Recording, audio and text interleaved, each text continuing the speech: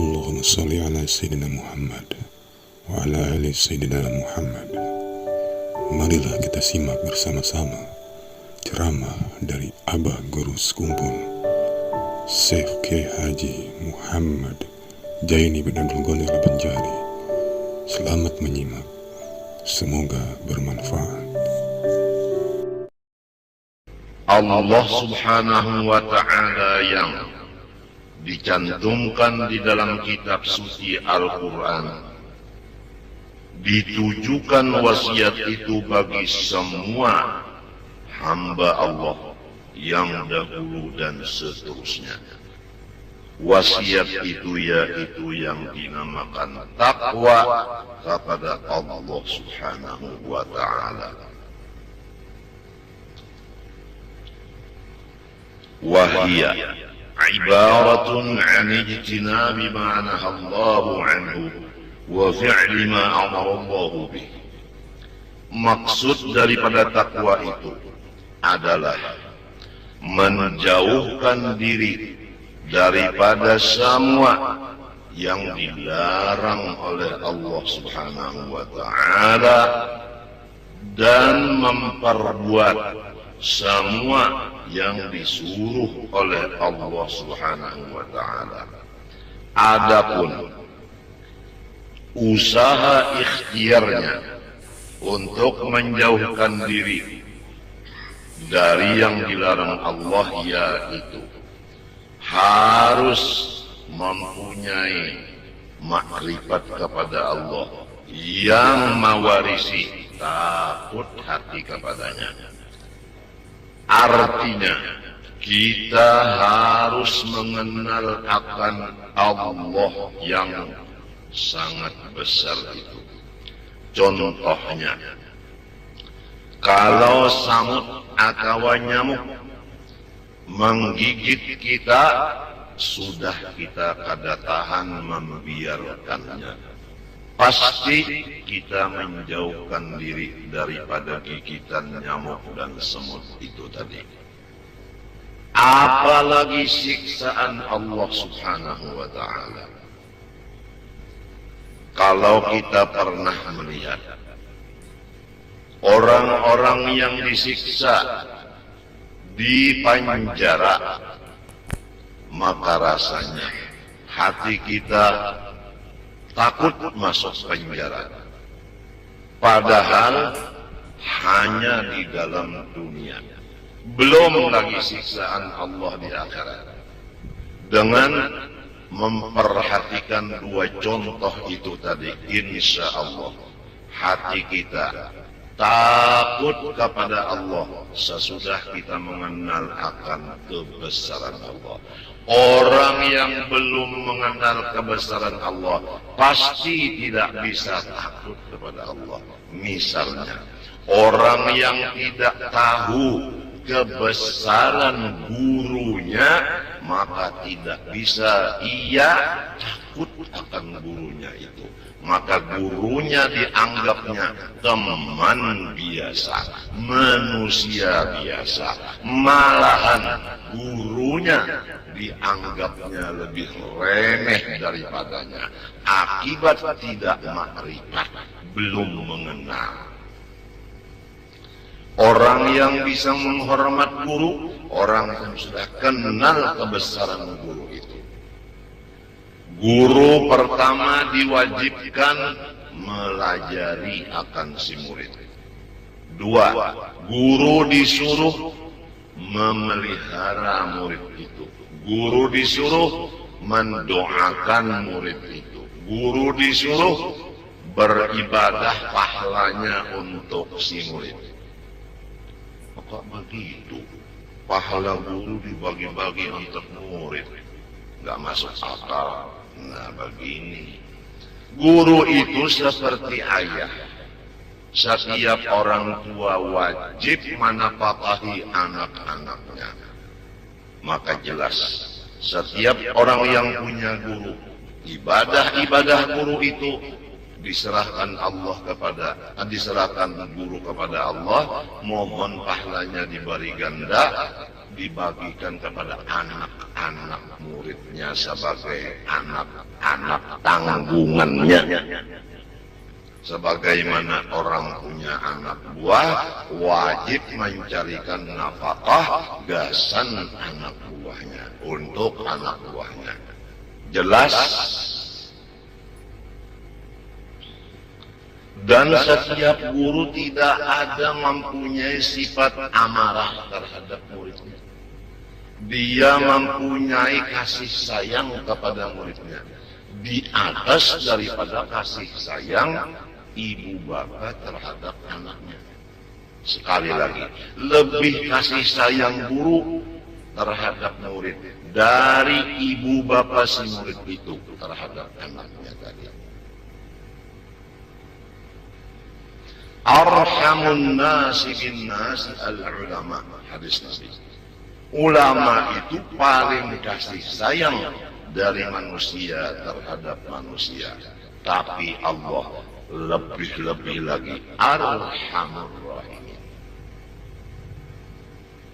Nah, kalau orang sudah betul-betul yakin bahwa Allah itu besar dan kasih sayang, niscaya dia takut kepada Allah Ta'ala dan dia mengharap kepada Allah. Nah, sesudah ada takut kepada Allah, sudah ada mengharap kepada Allah, karena sudah mengaji dengan yakin masalah sifat-sifat Allah, baru kita beralih apa yang dilarang Allah. Mau tidak mau kita pasti berusaha berikhtiar dengan keras mengaji apa-apa yang dilarang Allah. Kalau mengaji makrifat sahaja, maka hasilnya hanya takut dan mengharap. Tapi yang dilarang Allah, dia tidak mengaji, maka tetap pekerjaannya pasti pekerja yang dilarang. Sebab dia belum tahu yang dilarang itu. Demikian juga mengerjakan yang disuruh tidak bisa, karena dia belum tahu apa-apa yang disuruh Allah. Nah, oleh sebab itu mengaji makrifat sampai menghasilkan takut dan harap, mengaji segala larangan Allah, mengaji segala suruhan Allah. Kalau makrifat tidak ada penghabisannya. Kalau larangan Allah sangat banyak hitungannya. Suruhan Allah pun sangat banyak hitungannya. Oleh sebab demikian, sadarlah, tidak ada menuntut ilmu agama yang disebut tamat atau tuntung. Tidak ada. Rasulullah SAW bersabda, "Utlubul ilma minal mahdi ilal lahdi." Menuntut ilmu agama mulai kecil sampai ke liang lahat. Tidak ada orang menuntut ilmu 1 bulan selesai. Tidak ada. Harus sampai mati. Karena suruhan Allah sangat banyak. Yang dilarang Allah pun sangat banyak. Mengenal Allah makrifat, Allah tidak ada batas, maka makrifat pun tidak ada batas. Sekadar kita makrifat kepada Allah, sekadar itu kita bisa melaksanakan takwa kepadanya. Sekadar kita makrifat dan takwa di dunia, sekadar itulah kita lezat nantinya di dalam surga. Maka selama umur ada di dunia ini, kita berusaha sekeras-kerasnya dengan perintah Allah dan tuntunan Rasulullah Sallallahu Alaihi Wasallam dan ruhani para masyayikh kita dan judud atau nenek moyang kita, maka kita akan mendapat kelezatan yang luar biasa nanti di dalam Firdaus, surga yang paling tinggi. Yang di Firdaus itulah duduknya kekasih kita Rasulullah sallallahu alaihi wasallam. Untung bagi orang yang umur dari kecil sampai tua 70 diisi siang dan malam dengan menuntut ilmu dan mengamalkannya. Rugi orang yang umurnya diisi dengan menuntut yang bakal ditinggalkannya atau yang hancur.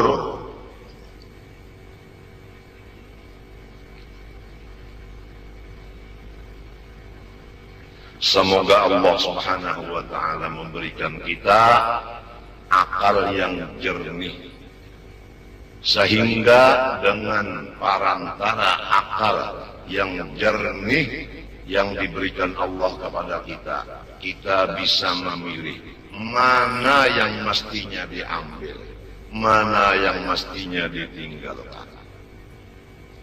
Dunia akan kita tinggalkan.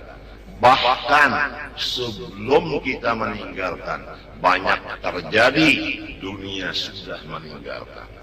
Tidak sedikit orang kaya yang mendadak menjadi orang fakir. Betul? Tidak sedikit pejabat yang mendadak jabatannya dicopot.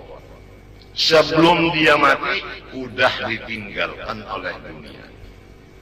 Istri dan anak buah adalah dunia. Banyak terjadi sebelum mati, sudah ditinggalkan istri. Belum mati, sudah ditinggalkan anak-anaknya.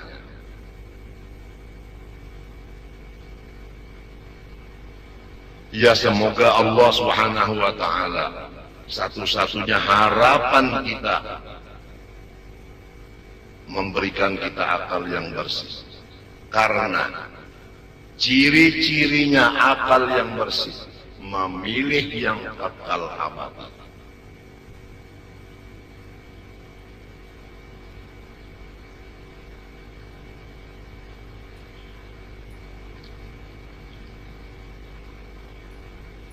Wallahu khairun wa abqa. Yang paling baik dan paling kekal. Tidak ada dua, hanya satu, yaitu Allah.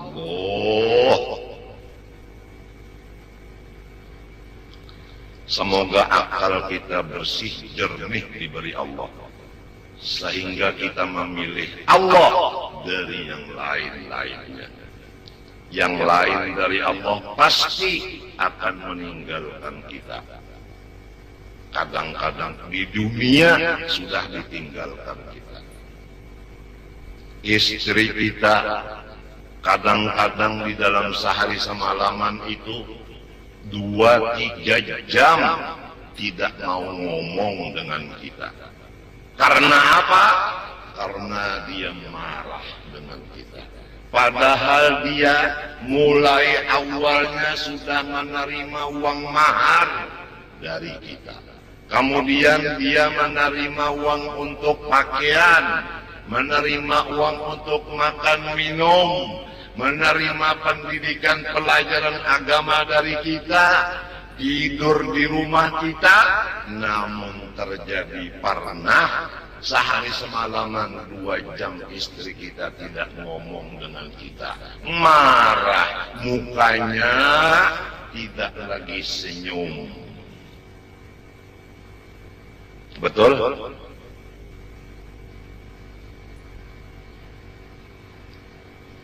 Betul? Seakan-akan kita ini dianggap istri najis. Seakan-akan kita dianggapnya adalah bangkai yang lebih bosok. Jadi dia membenci dan menjauh.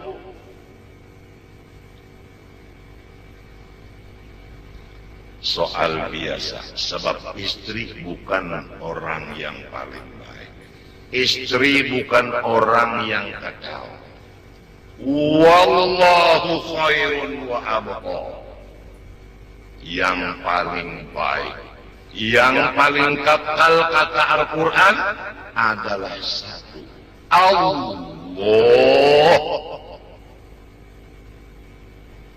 Biarlah istri begitu, biarlah harta begitu, biarlah teman-teman begitu, biarlah segala macam dunia begitu-begitu, tapi yang penting Allah jangan sampai hilang di otak, di hati, di pengerasaan kita.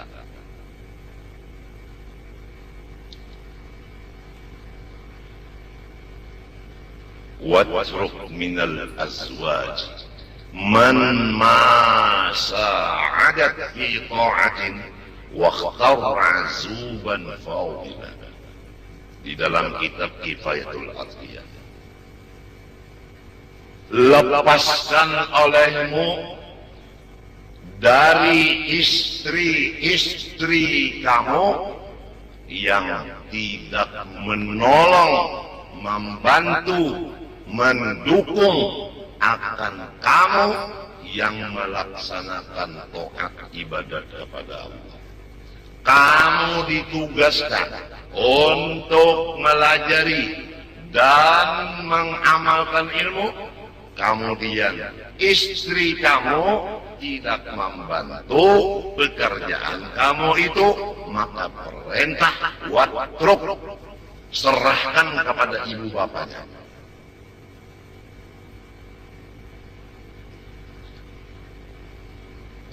Maka kita Ahlus Sunnah wal Jamaah punya dalil 4, Quran, hadis, ijma' dan qiyas.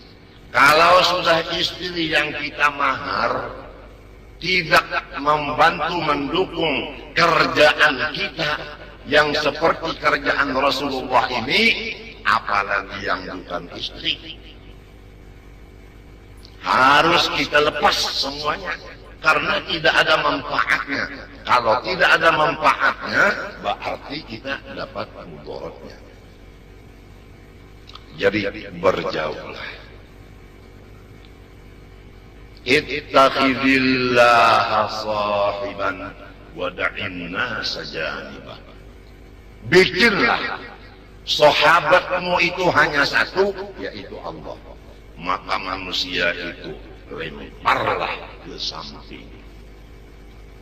Begitu di dalam kitab Minhajul Abidin. Fattishin nasa tajidhum aqariba. Silahkan engkau meneliti manusia-manusia yang ada sekarang, pasti jumlahnya mereka itu sifatnya tidak lain seperti kalajengking yang menyakiti akan pikiran dan hatimu saja. Berjauhlah dari kalajengking itu. Karena kalau kamu berdekat dengan kalajengking, kamu sakit. Kalau sakit hati, kamu jadi anggota iblis. Dan akan su'ul khatimah.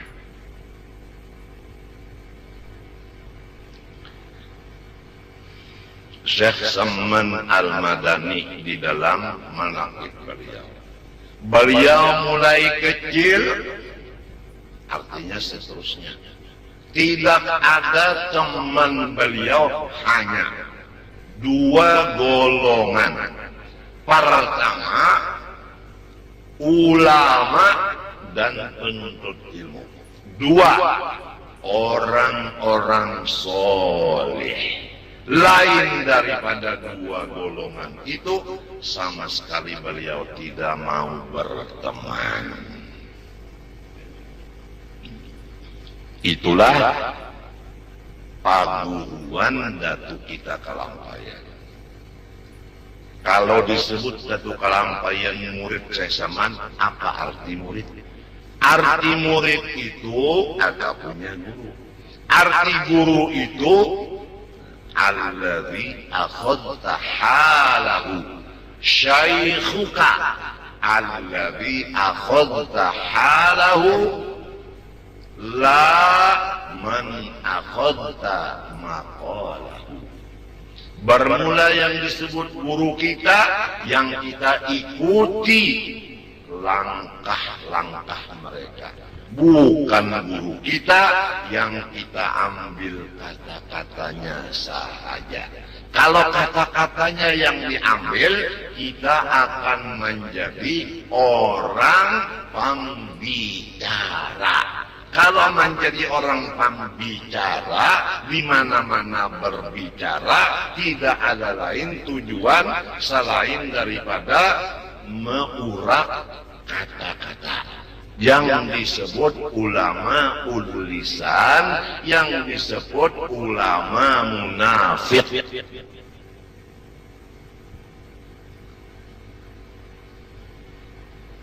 Adapun yang disebut ulama-ulama Allah, mereka yang dipentingkan adalah ilmu dan amal, bukan bicara.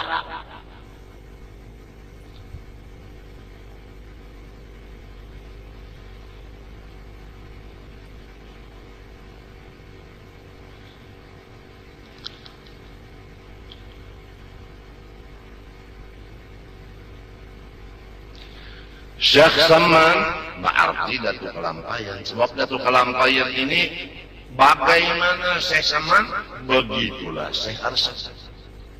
Karena Syekh Arsad murid Syekh Saman. Bagaimana Syekh Saman, begitu Syekh Arsad. Itu maksudnya yang disebut murid. Yang kita bicarakan Syekh Samannya berarti Datuk Kelampayan itu. Ini manakib Syekh Saman dan Syekh Arsad Kelampayan nang ringkas, termasuk nang kaya Jawamiul Kalim. Sedikit kata-kata tapi padat isinya. Pertama, tidak bergaul kecuali kepada orang yang betul-betul menguasai ilmu agama dan orang yang betul-betul menuntut ilmu agama. Nomor 2, orang yang soleh, istilah sebahagian orang wali. Lain dari dua ini, beliau tidak berteman seumur hidupnya.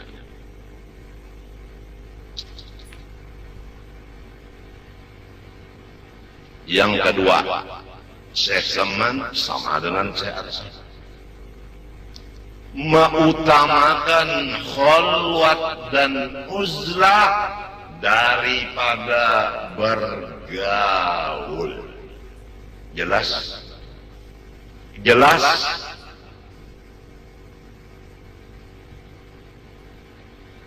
Hobi beliau khalwat dan uzlah, terkecuali bergaul yang hukumnya adalah khalwat dan uzlah, malahan ditambah lagi di dalam gaulan itu selain daripada khalwat dan uzlah adalah masuk menjadi benteng yang teguh dan kuat, seperti majelis ilmu yang betul-betul ilmunya manfaat. Dan tidak ada di majelis itu yang tidak patut terjadi.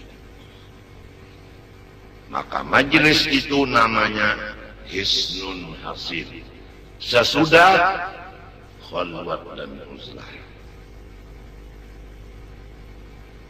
2, berjamaah di dalam sholat dan majelis-majelis lainnya seperti majelis zikir. Ini pun jamaahnya yang betul-betul bersih. Kalau semua yang disebut tadi, majelis ilmunya, majelis jamaah, yang lain-lain, maksudnya sholat berjemaah dan lainnya, sudah berubah daripada yang betul, maka kita disuruh jangan bergaul lagi di situ. Rasulullah SAW bersabda, la tajtami'u ummati ala dhalalah. Pantangan umatku ikut di dalam majelis yang ada campurannya bid'ah.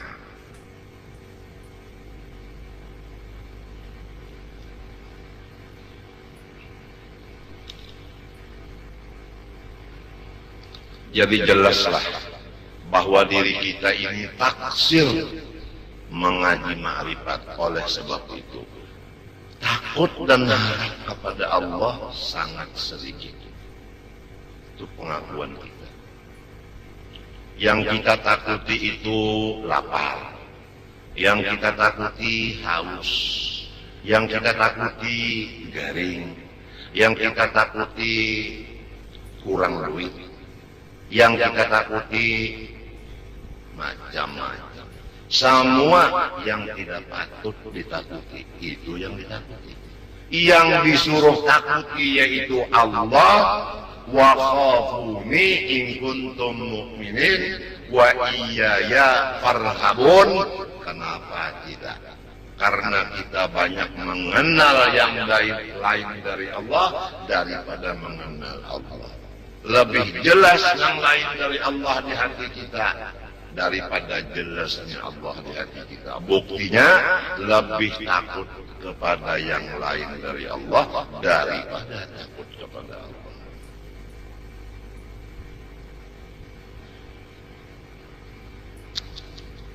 Ada yang takut melepas pekerjaan yang haram. Karena di dalam pekerjaan haram itu adalah pada ringannya, pemakannya. Kalau Bunda lapas, kalau saya lepaskan kerjaan ini gimana saya makan lagi? Padahal kerjaan itu wajib dilepas karena haram. Seperti riba dan lain-lain.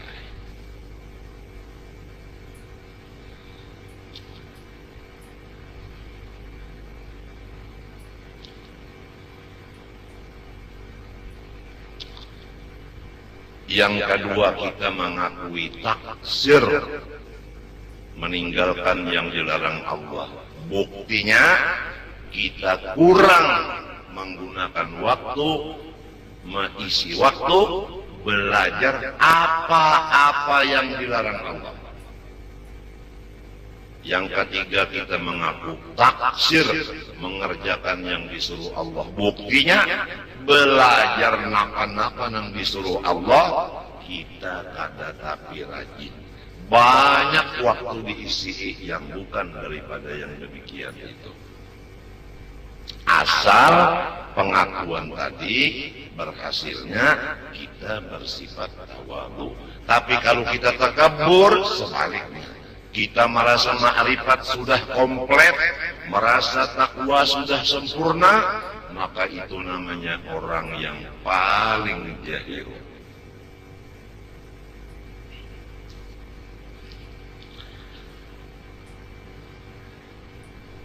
Takwa kepada Allah menjauhkan diri. Karena apa jadi menjauhkan diri? Karena takut.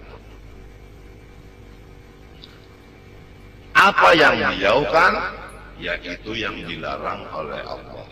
Jadi dasarnya takut dulu kepada Allah, mengaji akan apa-apa yang dilarang Allah, baru bisa melaksanakan ijtinab makna Allah.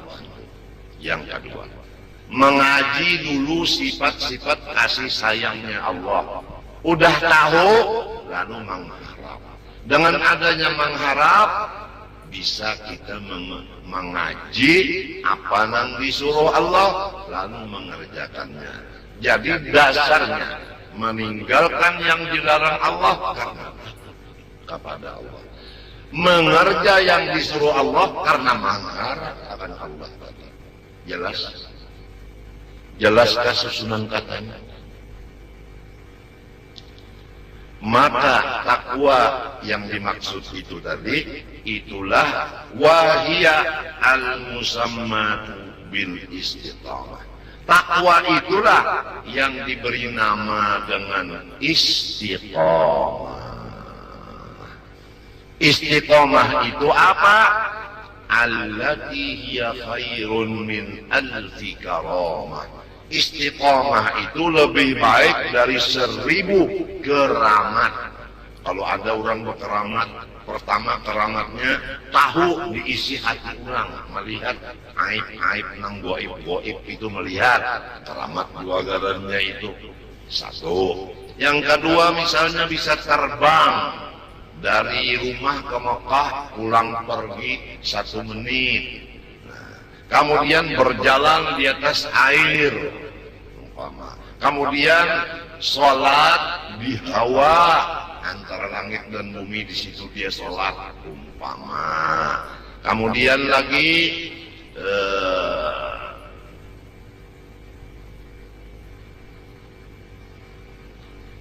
besi-besi bertutur dengan namanya dan bertutur dengan khosiatnya dan lain-lain lagi.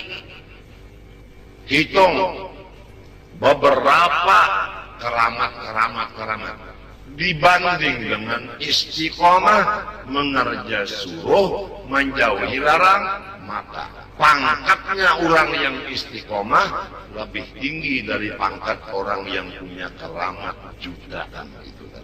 Tapi orang awam karena jahil, orang yang istiqomah mengerja suruh, menjauhi larang, tapi tidak ada keramat tadi, dianggapnya yang istiqomah itu belum sampai kepada Allah, belum wasil lagi.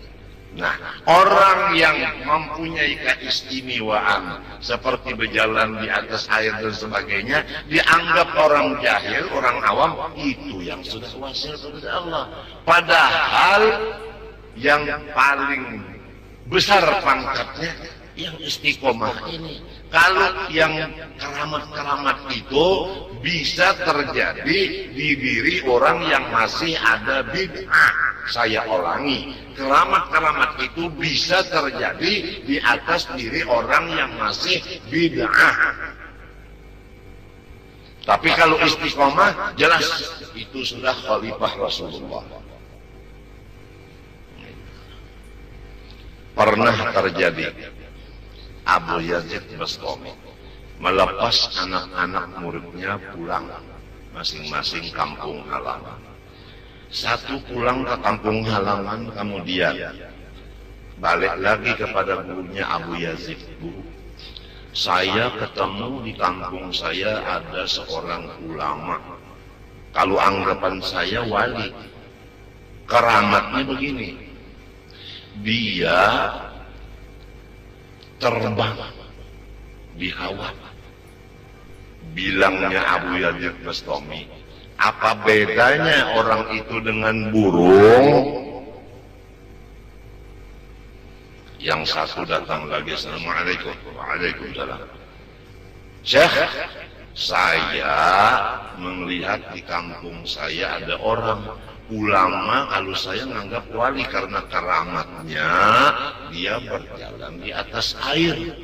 Jawab Syekh Abu Yazid Bastami, apa lainnya, apa bedanya daripada ikan dan kodok?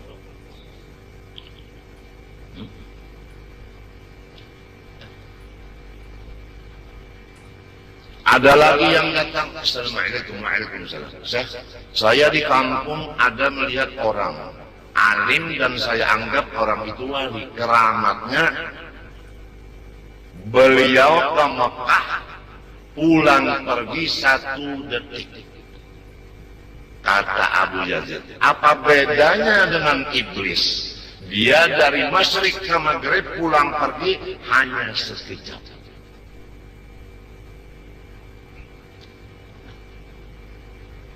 Assalamualaikum. Murid yang satu lagi, Syekh, saya ketemu orang alim yang punya keramat. Kalau saya menganggap wali, keramatnya apa?